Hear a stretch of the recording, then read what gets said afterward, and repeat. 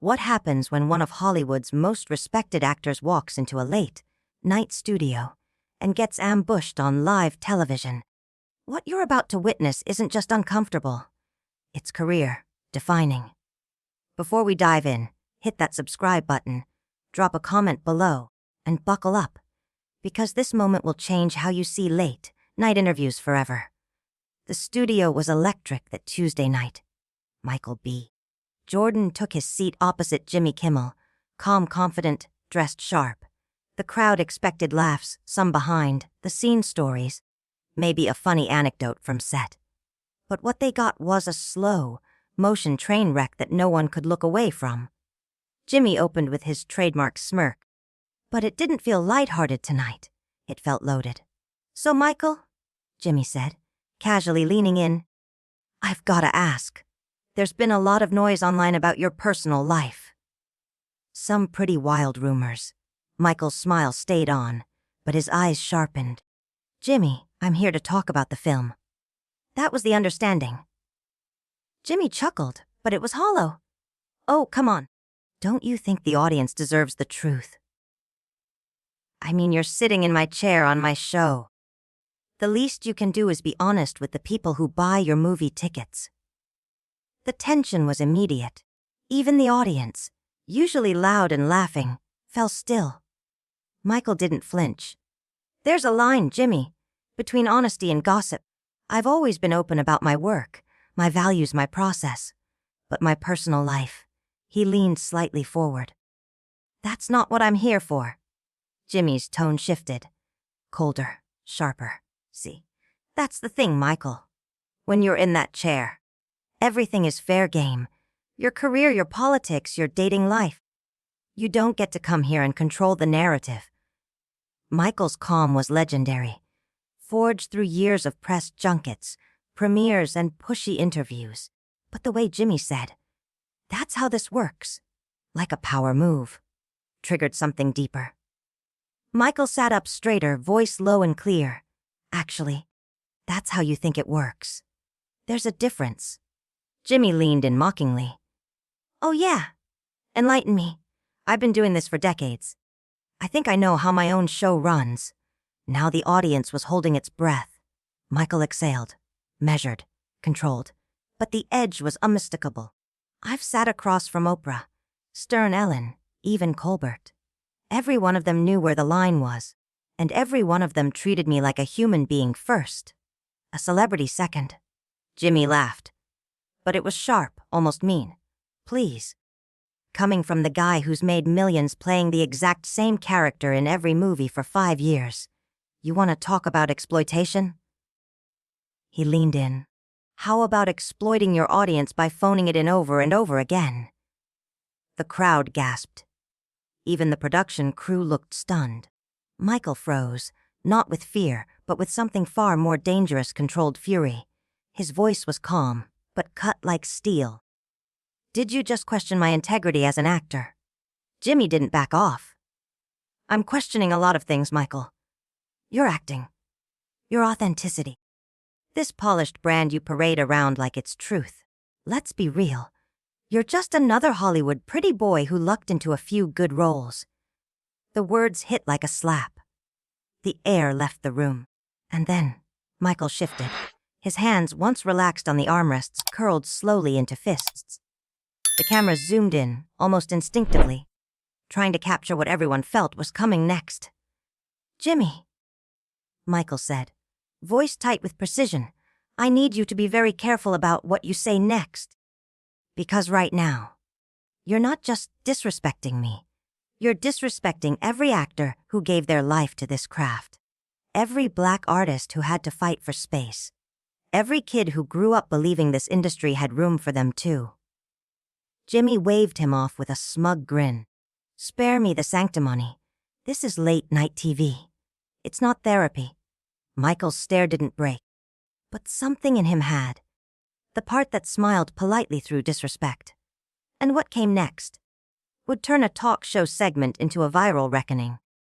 "You think a few awards and a handsome face make you untouchable," Jimmy said, waving his hand dismissively. "This is late-night television, Michael.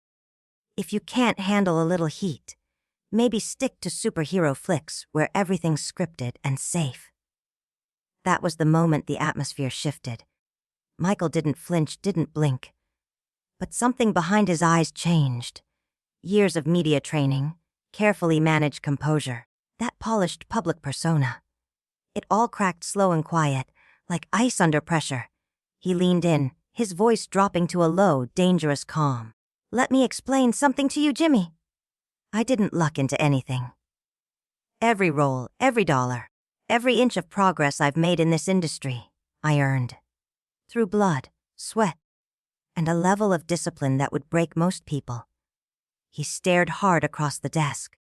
"I've worked with filmmakers who've forgotten more about storytelling than you'll ever know about comedy." Jimmy tried to brush it off, but his voice wavered.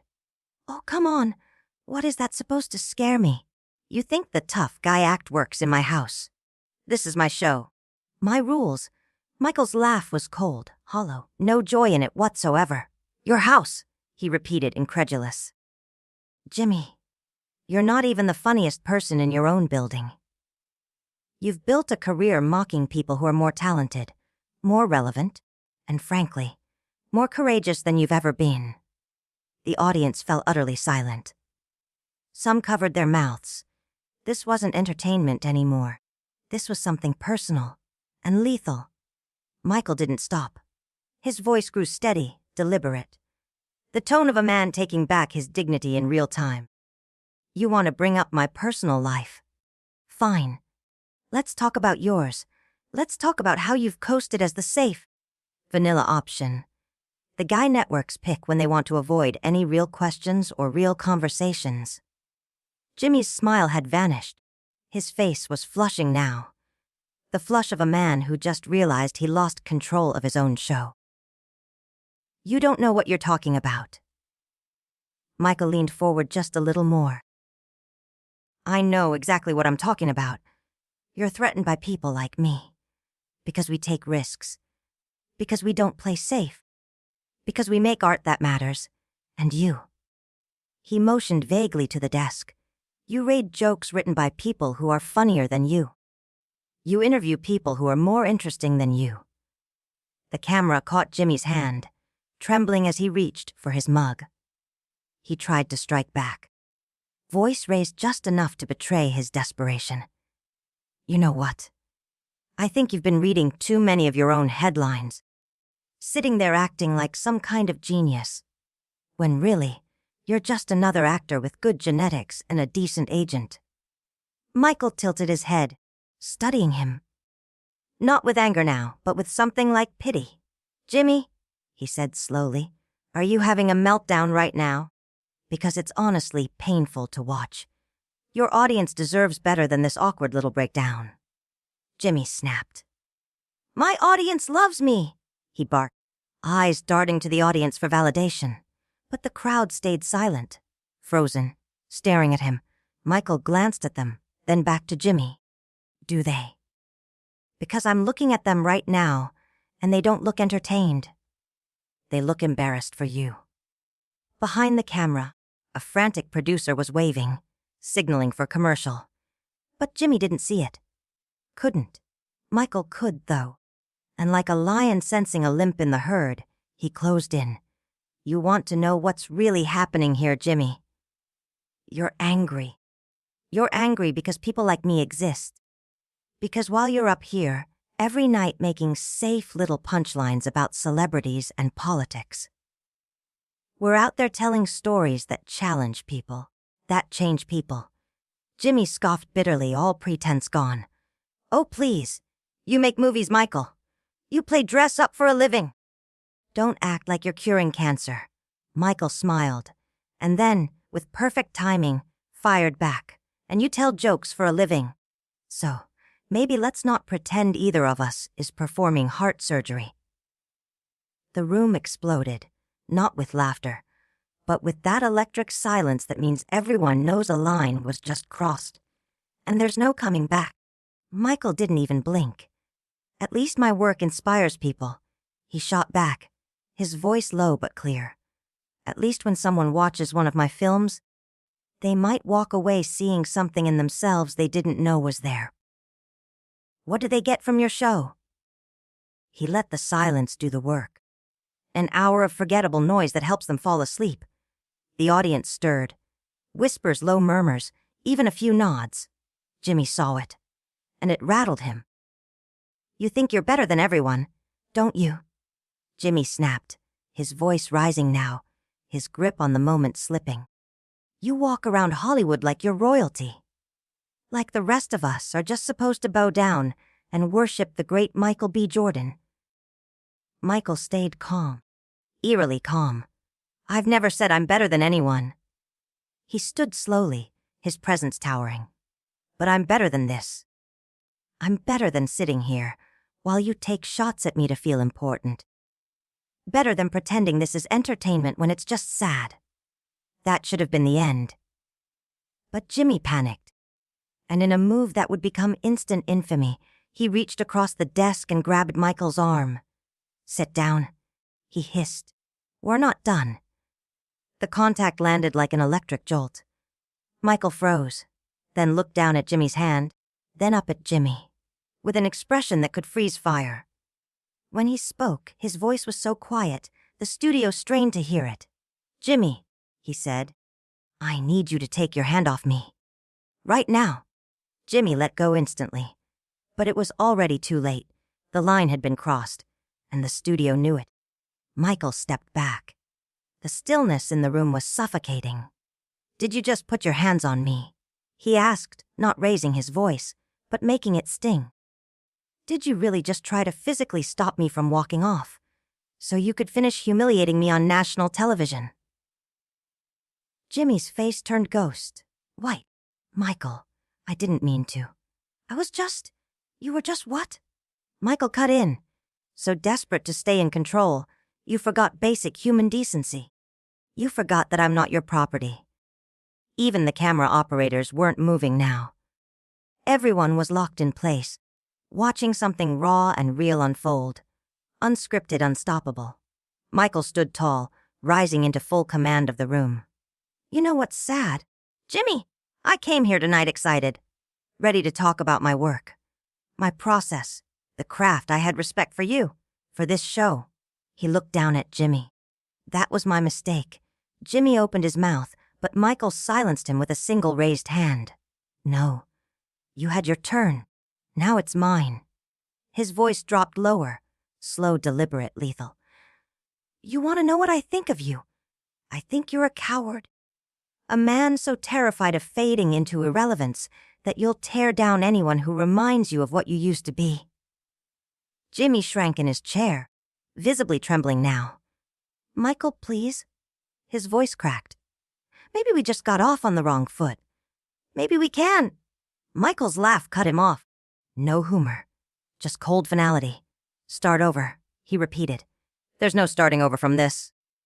You showed everyone who you really are tonight. His voice sharpened like a knife. You're not a host. You're not a journalist. You're a bully with a microphone. The audience wasn't just silent now. They were riveted. Phones were out. Cameras rolling. This was history in the making. I've been in this business over a decade, Michael said, voice rising with quiet power. I've worked with legends. People who built Hollywood, not tore it down from behind a desk. And in all that time, I've never seen someone act as unprofessional as you're acting right now. Jimmy's hands shook as he reached for his water glass, trying to salvage whatever dignity he had left. Maybe we should take a break, he muttered. Let everyone cool down. Michael raised his brows, incredulous. Cool down. Jimmy, I'm calm. I'm the calmest person in this building. He leaned in just slightly. You're the one unraveling. You're the one who lost control of his own show. The words landed like blows. Jimmy looked around helplessly, at the band, his staff, anyone. No one moved. No one helped. And then Michael turned to face the camera. You want to know what's really going on here? He said, speaking now to the millions watching at home. I was invited on this show under false pretenses. I was told we'd talk about my new film, my projects, the work I care about. He glanced back at Jimmy. Instead, I walked into an ambush. A petty, desperate attempt to drag me through the mud for ratings. Jimmy tried to interject. Michael, come on. I'm not done. When I refused to play your game, when I kept my composure and refused to let you humiliate me. You got angry? Michael said. His voice calm but heavy with disappointment. So angry that you put your hands on me, Jimmy, just to force me into participating in my own public takedown. The words dropped like bricks. The studio was still, no laughter, no movement. Just the weight of realization settling over every person in the room. This wasn't an awkward interview anymore. This was the beginning of something unrecoverable. Michael turned slightly, looking straight at Jimmy. I want you to look at me. His voice wasn't loud. It didn't have to be. It carried the gravity of a man confronting collapse. Really look. Do you even recognize yourself anymore? Because in 5 minutes, you've undone everything it took you decades to build. Jimmy finally raised his head, eyes glassy, lips parting as if to speak, maybe to apologize. For a brief second, there was a flicker of humanity, of regret. But then it vanished. In its place came something uglier, ego clinging to control. Jimmy turned toward the audience, forced a brittle smile, and said with a voice that cracked at the edges, Well, folks, I think we're finally seeing the real Michael B. Jordan tonight. You know, this is what happens when these Hollywood prima donnas don't get their way. Tantrums, finger-pointing victimhood. The air got sucked out of the room. The audience gasped, not performatively, but viscerally. Even Jimmy's longtime supporters looked stunned. A few shook their heads. One woman in the front row quietly whispered, No, no. Michael didn't move. He stood rooted, jaw tense, eyes locked on Jimmy with a quiet fury that made everyone else in the studio feel like bystanders to a reckoning. Prima donna.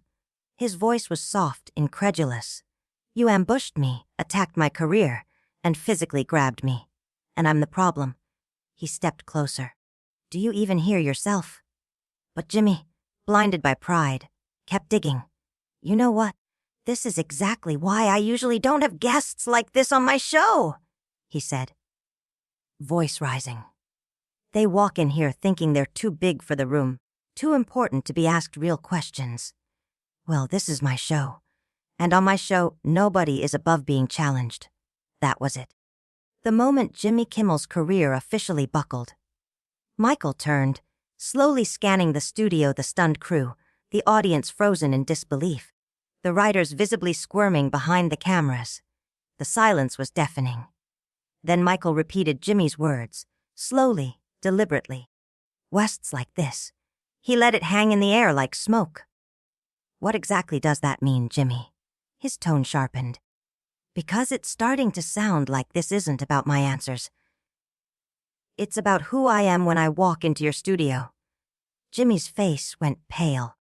All his bluster drained in an instant. That's not. I didn't mean. I just meant. Difficult guests, demanding. No. Jimmy. Michael's voice cut through him like glass.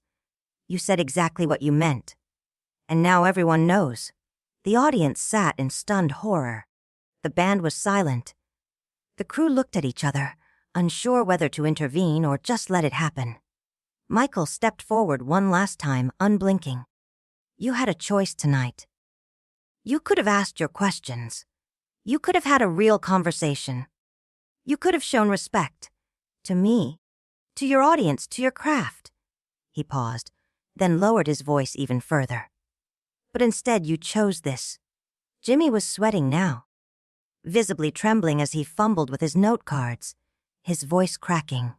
Michael, I think you're overreacting. We're just having a conversation here. That's all. Michael let out a short, humorless laugh. Conversations require two people with mutual respect. What's happening here is simple. A desperate man trying to tear down someone who threatens him, and that someone refusing to play along. The writers were staring at the floor. The producer was pale, whispering urgently into his headset. The control room, backstage, everyone knew. This was going viral in real time. Michael turned to the audience, then back to Jimmy. You want to know the difference between you and me, Jimmy. When I sit down across from someone, I show up with curiosity, with respect. You showed up tonight with contempt, and now you're drowning in it. He took a final look around the studio, the lights, the cameras, the audience, and exhaled. I'm done here. He turned and walked off the set, not storming, not posturing, but leaving in the truest sense. With every step, Jimmy's relevance slipped further away. You know what I think happened here tonight? Michael's voice rang out, steady and unshakable, reaching every dark corner of the stunned studio. You saw me walk in, confident, accomplished, respected, and it reminded you of everything you're not, everything you'll never be. That's ridiculous. Jimmy sputtered, but there was no fight in his voice, only fear. Michael took a measured breath, then delivered the blow. From where I'm standing, it looks like a man so terrified of his own irrelevance. He'd torch his entire legacy on live television just to pull someone else down with him. He turned to walk, headed toward the edge of the stage. But Jimmy's voice, strained and brittle, stopped him. You can't just walk out, Michael. We've still got 10 minutes left.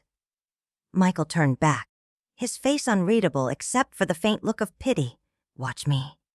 Jimmy stood up, desperate now. If you walk off that stage, you'll never work in this town again. His voice cracked, thin with panic. I have friends. I have connections. I can. Stop. Michael's voice sliced through the air like a razor. Just stop. Do you hear yourself? You're threatening me, because I won't let you demean me on your show. You're trying to end my career because I chose self-respect over submission. The silence was total now. No laughter, no music. Just tension thick enough to drown in. Let me be clear, Jimmy. Michael stepped forward, his voice low and deadly calm. I don't need you. I don't need your platform, your approval, or your Fox friendship.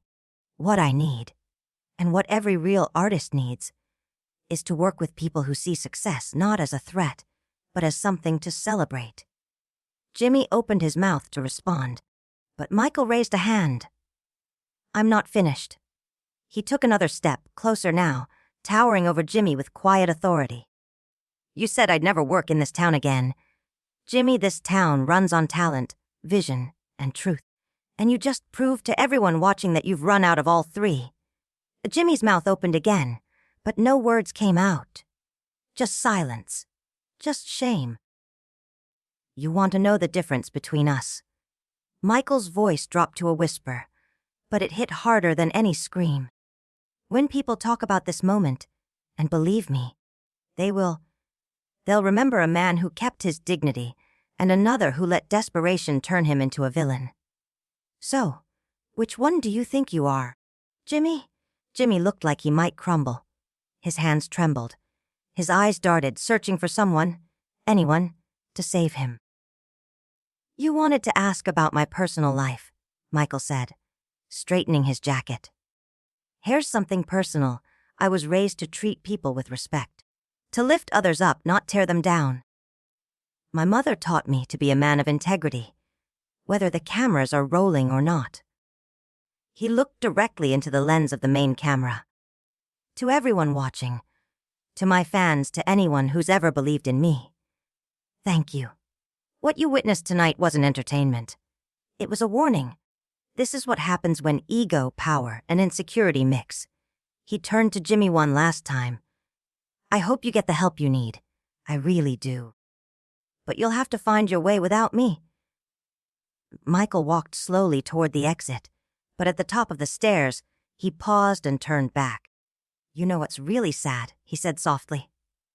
I used to watch your show. I used to think you were smart, funny, worth listening to. He stared at Jimmy. Now I realize, the person I thought I respected never really existed. And with that, he stepped down and out, the doors closing behind him with finality. The studio remained frozen. Jimmy sat alone under the hot stage lights, looking smaller than he ever had. The cameras kept rolling. The band stayed silent. The audience whispered to one another, not sure if they had just watched a breakdown or a reckoning. Maybe both. Finally, Jimmy looked up, his voice barely audible. "We'll be right back." But everyone knew nothing was coming back. The credits never rolled. The screen faded to black. The news came on in awkward silence. And somewhere in Los Angeles, Michael B. Jordan was driving home, his conscience clear, his dignity intact, and his legacy stronger than ever. That night, the world saw what real power looks like. That night, a talk show host crossed a line and found out there was no way back. That night, history was made, one unflinching truth at a time.